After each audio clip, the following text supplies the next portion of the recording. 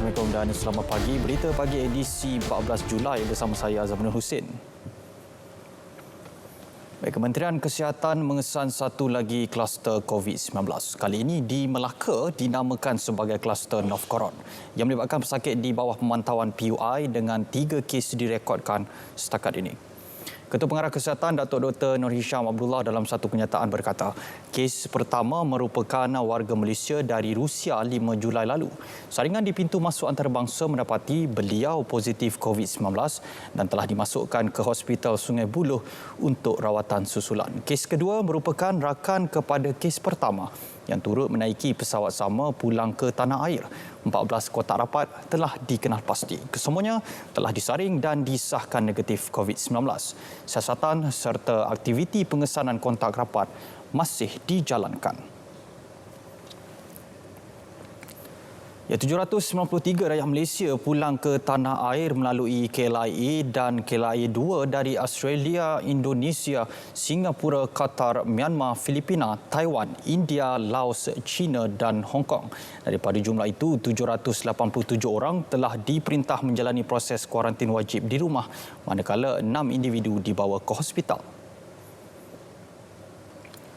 Menteri Kanan Keselamatan Datuk Seri Ismail Sabri Yaakob menyatakan sejak 10 Jun KKM telah membuat saringan ke atas 17,152 individu di KLIA.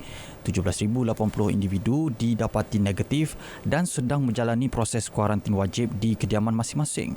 72 individu lagi positif dan telah dihantar ke hospital untuk rawatan. 139 individu memasuki Malaysia melalui pintu masuk bangunan Sultan Iskandar dan Kompleks Sultan Abu Bakar Johor selain Pelabuhan Pasir Gudang dan Feri Pasir Gudang. Kesemua mereka diminta menjalani kuarantin di rumah. Sementara itu, 1,494 parti, 249 tekong serta 110 penyeludup telah ditahan dalam Op Benteng. Turut ditahan 50 bot dan 191 kenderaan yang terbabit dalam percubaan menceroboh sempadan negara. Menurut Menteri Kanan Keselamatan, Datuk Seri Ismail Sabri Yaakob, Polis Diraja Malaysia telah membuat 65 sekatan jalan raya dan memeriksa 40,255 kenderaan dalam operasi tersebut. Kawalan sempadan negara terus diperketat terutama di lorong tikus. Tindakan tegas akan diambil terhadap mana-mana pihak yang cuba memasuki sempadan negara secara haram. Jabatan Kemajuan Islam Malaysia JAKIM komited akan bekerjasama dengan Suruhanjaya Komunikasi dan Multimedia SKMM, Jabatan Peguam Negara, Jabatan Agama Islam Negeri dan pihak berkaitan bagi menangani isu berkaitan transgender. Menerusi satu kenyataan, JAKIM menjelaskan akan terus melaksanakan program penerangan dan bimbingan isu transgender dari sudut pandangan Islam kepada masyarakat. Program bimbingan komuniti transgender seperti Mukhayyam dan dialog yang mendapat maklum balas positif golongan berkenaan juga akan diteruskan. Pelan Tindakan Sosial Islam PTSI yang dibangunkan oleh JAKIM bersama pihak-pihak terlibat akan terus dilaksanakan dalam menangani isu ini secara kolektif dan holistik. JAKIM merujuk isu tindakan pihak-pihak tertentu memuat naik bahan sumbang dan jelik yang menimbulkan keresahan ramai. Ia merupakan kesalahan di bawah Akta Komunikasi dan Multimedia 1998, Akta 588. Banjir di Johor, penduduk terjejas meningkat kepada 707 orang melibatkan 164 keluarga dengan 10 pusat pembinaan sementara PPS dibuka. Pontian merupakan daerah terbaru terjejas banjir berikutan hujan yang lebat. Esko Kesihatan dan Alam Sekitar R. Vidya Nandan berkata, MUA merekodkan penduduk terjejas banjir paling ramai iaitu 440 orang ditempatkan di 6 PPS. 3 PPS dibuka di Tangkak yang menempatkan 224 orang. Seramai 43 orang pula berlindung di satu PPS di Pontian.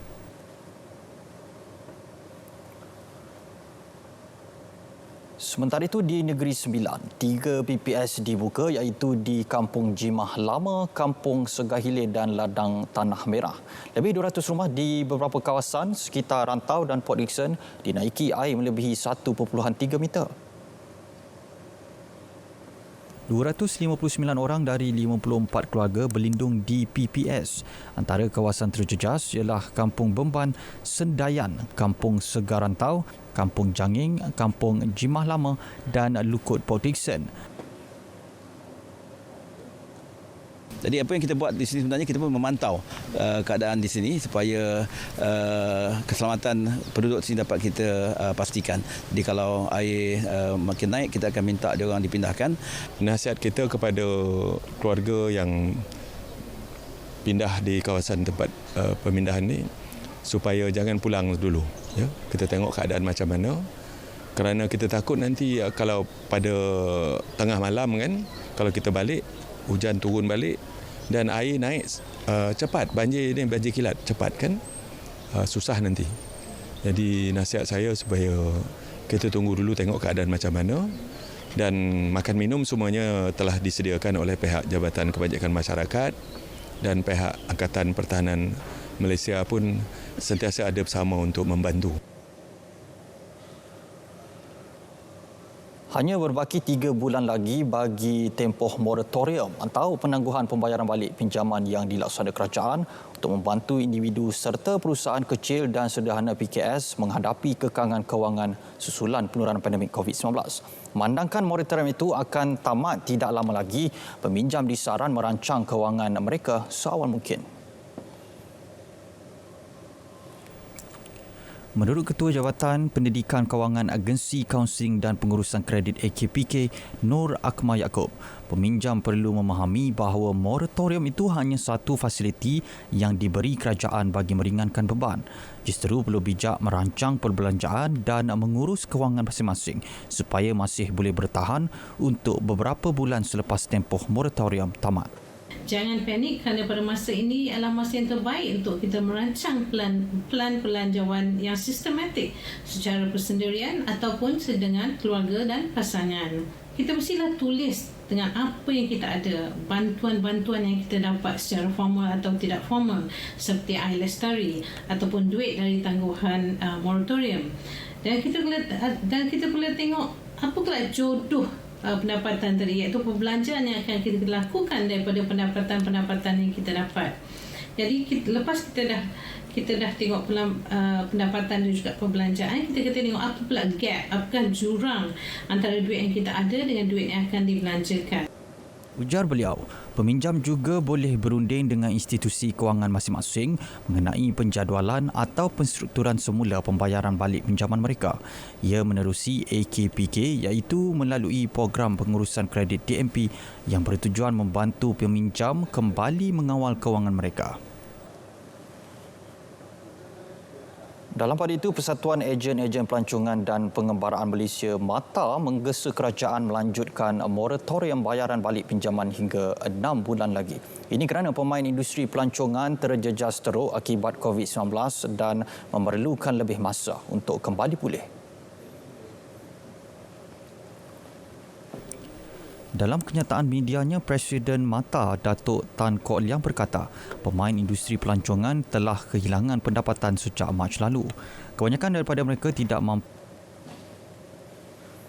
Semua sekolah di Perak telah bersedia sepenuhnya untuk dibuka pada 15 Julai ini. Persiapan ke arah itu kini berjalan lancar dan tiada isu berbangkit berhubung prosedur operasi standard SOP yang perlu dipatuhi oleh semua sekolah di negeri itu. Pengerusi Jawatankuasa Pendidikan Pembangunan Modal Insan NGO dan Masyarakat Sivik Perak, Razman Zakaria berkata, isu-isu berbangkit pada peringkat awal seperti SOP jarak 1 meter antara meja yang menyebabkan ruang di dalam kelas menjadi terhad telah berjaya diatasi. Buka sekolah ni memang kementerian dan juga kita di bahagian Exco Pendidikan kita buat pemantauan secara dekat di seluruh sekolah lah, bermula daripada kebenaran untuk membuka ataupun arahan untuk membuka sekolah pada 1 Julai dulu dan 24 bulan yang lalu ni, dan kita pantau dan persediaan di sekolah-sekolah hampir mematuhi seluruh SOP yang ditetapkan. Beliau berkata demikian kepada media pada Majlis Pelancaran Bangunan Baru Pertubuhan Orang Cacat Penglihatan Malaysia Negeri Perak di Ipoh. Baik, dalam perkembangan lain, Agensi Anti Dadah Kebangsaan AADK mewujudkan satu jawatan kuasa khas bertujuan menyekat kemasukan dadah khususnya ke Pantai Timur. Ketua Pengarah AADK, Komisioner Polis Datuk Seri Zulkifli Abdullah berkata, ia hasil projek rintis yang dilaksanakan di 12 kawasan melibatkan 7 negeri masing-masing di Pantai Timur, 3 di Pantai Timur iaitu Pengkalan Cepa, Kelantan, Kuala Dungun Terengganu dan Felda Kratung Pahang. Berdasarkan penilaian awal, masalah gejala dadah masih menjadi isu utama di kawasan rintis terutama Pantai Timur. Ia memerlukan tindakan lebih drastik bagi menyekat kemasukan dadah yang semakin membimbangkan. Kelantan, negeri paling tinggi kes penagihan dadah dengan 16,000 orang berbanding negeri lain. Ini adalah projek rintis jugalah dalam konteks kita rintiskan di kawasan Pantai Timur. Okey, jadi sebahagian daripada peluasan projek rintis yang 12 kawasan ini, dia masih lagi tak lari dari situ, cuma kita lebih fokuskan kepada aspek pembekalan.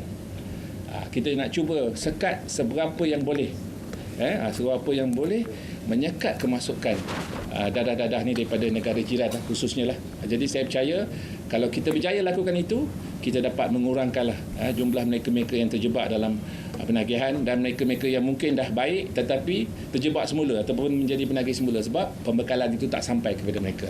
Jadi itu yang kita lakukan dan selepas ini Jabatan Kuasa Kerja akan melihat dengan lebih teliti lah tentang keperluan-keperluan. Beliau memberitahu pemberita selepas mempengerusikan perbincangan Kota Baru membabitkan 14 agensi penguatkuasaan utama dari 3 buah negeri di Pantai Timur termasuk Kelantan, Terengganu dan Pahang. Antara agensi terlibat ialah PDRM, KDRM, Immigration, Maritim, Jabatan Laut, Majlis Keselamatan Negara AKSEM dan beberapa agensi lain. Jelas Datuk Senior Zulkifli, kolaborasi ini akan diperluaskan ke Pantai Barat dan juga di Sabah yang merupakan pintu masuk utama aktiviti penyeludupan dadah. Hasil operasi selepas PKP, lebih 90% penagih kembali terjebak. Gejala penagihan disebabkan beberapa faktor, antaranya tidak mendapat rawatan dan pengawalan penuh serta tekanan akibat kehilangan kerja. Sindiket dadah juga dilihat lebih agresif apabila menggunakan pelbagai taktik termasuk menggunakan perkhidmatan pos, penghantar makanan dan sebagainya. Datuk Azhar Azizan Harun yang menggantikan Tan Sri Muhammad Arif Mat Yusof sebagai Yang di-Pertua Dewan Rakyat yang baru menafikan beliau didesak untuk mengisi jawatan tersebut. Sebaliknya, bekas pengerusi Suruhanjaya Pilihan Raya SPR itu berkata keputusan untuk menggalas tanggungjawab tersebut dipersetujui beliau sendiri setelah mendapat pelawaan daripada kerajaan pada bulan lalu. Saya tak diarahkan, saya dijemput oleh pihak kerajaan untuk menjadi speaker dan saya bersetuju untuk menjadi speaker. I think it is an honour for me, for my family to take this job. It is a challenge and it is a way for me to serve the nation. Notis makluman mengenai usul kerajaan untuk mencadangkan Speaker Dewan Rakyat yang baru telah dikeluarkan 14 hari sebelum mesyuarat kedua penggal ketiga bermula. Pembangkang bukan tidak diberi peluang untuk mencalonkan nama, tetapi mereka tidak berbuat demikian dalam tempoh berkenaan. Sebenarnya mengikut peraturan mesyuarat, standing order, sekiranya hanya terdapat satu pencalonan, maka tidak perlu voting. Dia terus dideclare, dimasyurkan oleh setiausaha sebagai speaker ataupun sebagai timbalan yang di-Pertua. Kalau seorang calon tak ada voting. Sementara itu, Datuk Seri Azwalina Osman Said yang dilantik sebagai timbalan Yang di-Pertua Dewan Rakyat menyatakan pelantikan tersebut membuktikan kerajaan tidak menafikan isu jantina dan pemilihan dibuat berdasarkan kelayakan individu. Sebelum ini kita tahu bahawa pernah timbalan speaker di Dewan Negara, seorang wanita. We do have a woman deputy speaker for the upper house. Hari ini is for the lower house dan saya harap ini akan menjadi langkah permulaan kenapa satu bukan dua dan kenapa timbalan speaker mungkin dalam masa-masa akan datang could even be speaker of both house will be a woman. Beliau memohon ahli dewan supaya maju ke hadapan dan menekankan mengenai isu kemasyarakatan. Wakil pengarang ini menggantikan Nga Kor Ming selepas melepaskan jawatan berkenaan.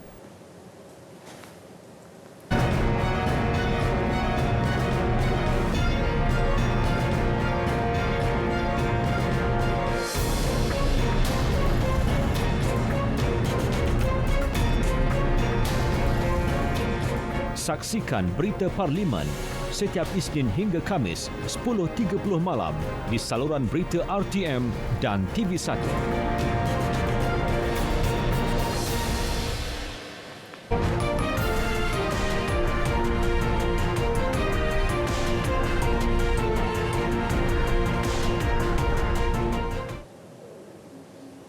Saudara kita ke perkembangan luar negara, 322 lagi kes baru jangkitan COVID-19 dikesan di Singapura. Dengan perkembangan terbaru itu, jumlah kumulatif jangkitan di Republik itu mencecah 46,283 kes.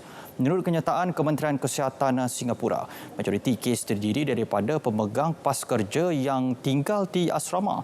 Terdapat 11 kes dalam komuniti terdiri daripada 2 warga tempatan dan 9 pemegang pas kerja. Angka kes yang lebih tinggi dipercayai kerana kurang dilaksanakan ujian COVID-19 semasa cuti umum dan hujung minggu. Setakat ini, 26 orang mati akibat komplikasi COVID-19 di Republik itu dengan 2 kematian pertama dilaporkan pada 21 Mac. Singapura kini berada di fasa kedua pembukaan semula aktiviti sosial dan ekonominya sejak 19 Jun. 2 pangkalan tentera laut di Amerika Syarikat di Okinawa dikenakan perintah berkurung selepas puluhan kes positif COVID-19 dikesan di situ. Pertambahan jumlah jangkitan mencetuskan kebimbangan dalam kalangan pegawai tempatan termasuk Gubernur Okinawa Denny Tamaki. Pangkalan terlibat ialah Kem Pasukan Marin Udara Futenma dan Kem Hansen.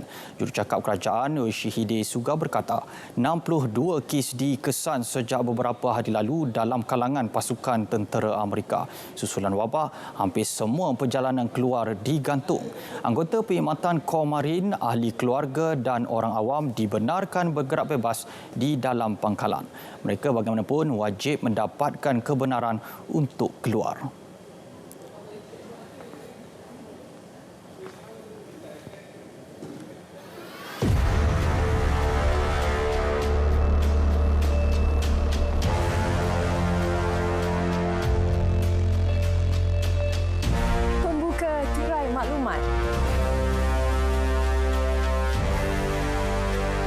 Sumber informasi tepat,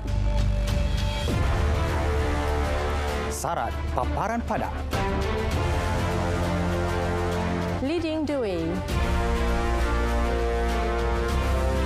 medium aspirasi masyarakat. The latest matters. புதிய கோணத்தில் RTM தமிழ் செய்திகள். RTM 华语新闻带你关注大马，掌握国际。Kemuncak paparan terhebat. Platform suara sejagat.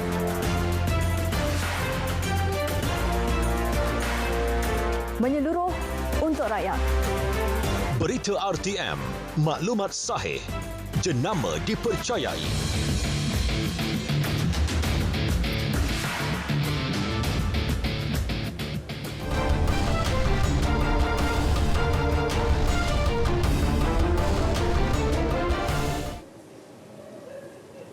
Perkembangan sukan.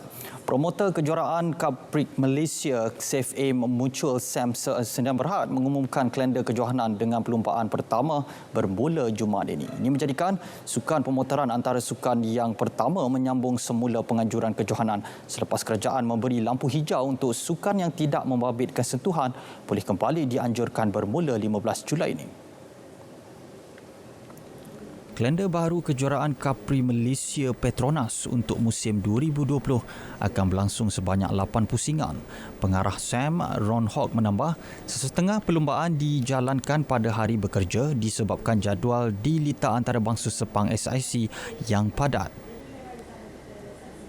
Kegunaan litar Sepang yang agak penuh dan itu merupakan antara satu sebab yang kita mengejar minggu ini saja untuk menjalankan acara kerana litar Sepang mempunyai banyak booking dan kita memang kerana COVID ni kita terpaksa bekerjasama dengan pihak litar Sepang dengan juga sukan pemotoran lain. Buat masa ini, aktiviti kejuaraan akan tertumpu pada lita tetap untuk mematuhi SOP perlumbaan tanpa penonton. Selain lita SIC, kejuaraan ini turut dianjurkan di lita Tangkak Johor dan pemotoran Kompleks Sukan Negeri Terengganu. Namun demikian, kalender musim 2020 masih tertakluk kepada perombakan baharu sekiranya perubahan terhadap SOP perlumbaan diumumkan lagi. Sementara itu, Pertubuhan Silat Seni Gayung Malaysia PSSGM berharap Persatuan Silat Kebangsaan Pesaka Malaysia mengkaji semula status PSSGM sebagai badan pendiri pesaka yang asal berdasarkan fakta sejarah dan undang-undang sedia ada. Menurut Naib Yang di-Pertua 1 PSSGM, Rizal Husin, beliau berharap ruang diberi kepada PSSGM di seluruh negara untuk turut sama menyertai kejohanan anjuran pesaka setelah sekian lama dinafikan hak untuk bertanding. Beliau berkata anak-anak gayung mempunyai potensi besar sebagai atlet pelapis negara berdasarkan prestasi cemerlang di peringkat IPT dan beberapa kejohanan jemputan yang disertai mereka. Dan kita haraplah dengan usaha kita PSSGM yang secara berterusan ini, kita harap pihak pesaka boleh membuka ruang kita untuk menyertai pertandingan-pertandingan setiap kejohanan-kejohanan yang dianjurkan oleh pihak pesaka dan MSN negeri di peringkat negeri, daerah ataupun di peringkat kebangsaan. Beliau juga tidak menolak jika ada keperluan perkara ini melibatkan perhatian Menteri KBS Datuk Seri Rizal American untuk diselesaikan segera. Selain itu, latihan 30 gelanggang silat gayung di seluruh Kuala Lumpur dan Putrajaya telah dijalankan mengikut kelulusan semasa Majlis Keselamatan Negara dan Kementerian Kesihatan. Al-Hajju Ashhurun Ma'lumat. Kata para ulama, tidak ada tempat yang mampu mengubah diri kita. Untuk mengubat kerinduan kita kepada Tanah Suci Mekah, jangan lupa saksikan Salam Baitullah. Walaupun uniknya pada tahun ini kita tidak dapat ataupun tidak berpeluang untuk menunaikan haji, Salam Baitullah sentiasa bersama anda untuk menyalurkan sebarang perkabaran, maklumat dan informasi tentang Baitullah sebagai ibrah, pengajaran dan untuk melepaskan kerinduan. Jangan lupa Salam Baitullah.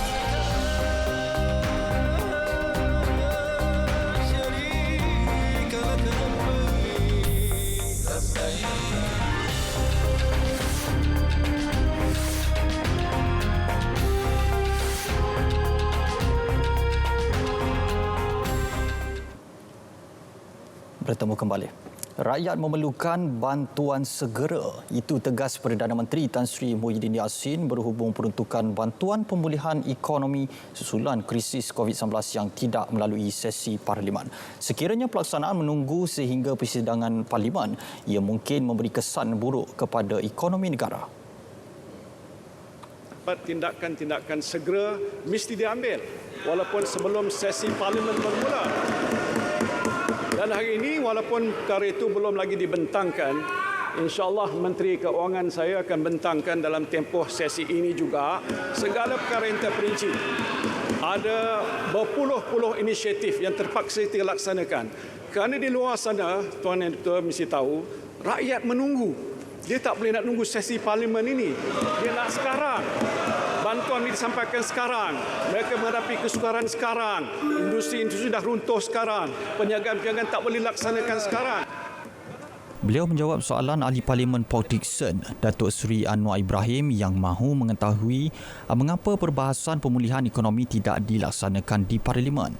Tambah Tan Sri Muhyiddin lagi, kerajaan perlu bertindak pantas dalam aspek ekonomi apabila melihat kejatuhan ekonomi global yang drastik ketika penularan pewabak pandemik. Saudara, nilai ekspor sarang burung walit dijangka meningkat kepada 3 bilion ringgit tahun ini, peningkatan hampir 300% berbanding tahun 2019. Ketua Pengarah Jabatan Perkhidmatan Veterina Datuk Dr. Nurlizan Muhammad Noor berkata, peningkatan nilai ekspor berkenaan disebabkan keupayaan negara mengeluarkan produk berkualiti serta menerajui pasaran luar, khususnya di China.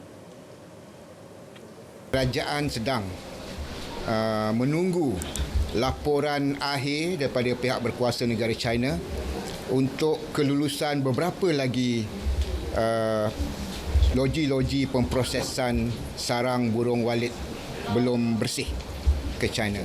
Ini merupakan di antara produk di bawah Kawaslia Jabatan Perkhidmatan Veteriner dan Kementerian Pertanian dan Industri Makanan yang terbesar nilai ekspornya berbanding dengan komoditi-komoditi lain di bawah Kawaslia Jabatan. 35 loji pemprosesan telah mendapat kelulusan, manakala baki 21 syarikat masih menunggu kelulusan daripada pihak berkuasa China. Beliau berkata demikian selepas merasmikan pelancaran konsignmen terbesar ekspor sarang burung walit belum bersih ke China di Melaka Raya. Setakat ini lebih 2,000 daripada 11,000 premis sarang burung walit berdaftar telah menerima persijilan amalan peladangan pertanian yang baik MyGap. Persijilan premis sarang burung walit itu bukan sahaja dapat meningkatkan nilai ekspor, malah mewujudkan peluang pekerjaan dan pendapatan lumayan. Dewan Perniagaan Melayu Malaysia DPMM Labuan amat relevan dalam menentukan hala tuju komuniti perniagaan. Yang di-Ketuanya, Datuk Suhaili Abdul Rahman berkata, penubuhannya bermatlamat untuk membantu perkembangan para peniaga dan usahawan Melayu dalam perniagaan. DPMM Labuan yang dahulunya telah dibubar pendaftarannya oleh Pejabat Pendaftar Pertubuhan ROS kini diwujudkan semula bagi menghidupkan kembali fungsi dan peranannya. Melalui Dewan, insyaAllah kita cuba menyalurkan pelbagai bentuk informasi, cara dan bagaimana untuk mereka terus bertahan kerana kerajaan telah mengeluarkan pelbagai bantuan untuk membantu rakyat di bawah kepimpinan yang amat berhormat Tan Sri Muhyiddin Yassin selaku Perdana Menteri kepada usahawan-usahawan, individu-individu. Penubuhan di PMM ini sangat penting kepada warga dan usahawan-usahawan yang berada di Labuan. Beliau turut menghargai kerjasama erat DPMM Pusat bagi mempercepatkan proses penubuhan semula Dewan Perniagaan itu di sebalik penularan wabak COVID-19 di negara ini. Saudara, berita pagi berakhir di sini. Kekal bersama berita RTM, maklumat sahih jenama dipercayai. Terus waspada dan ambil langkah pencegahan serta patuh SOP bagi mengelakkan jangkitan COVID-19. Saya Azam Husin. Assalamualaikum dan salam hormat.